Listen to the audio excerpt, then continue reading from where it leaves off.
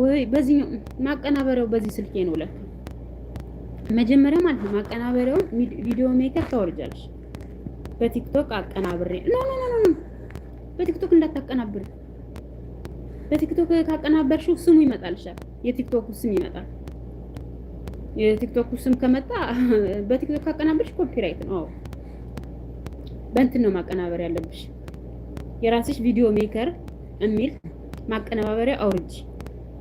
ከዛ ማቀነባበሪያውን ታወርጂና ያን ማቀነባበሪያ አውርደሹ ስትነኪው ፎቶ ጋር ያስገባሻል ማለት ነው። ማቀነባበሪያው ፎቶ ጋር ያስገባሻል።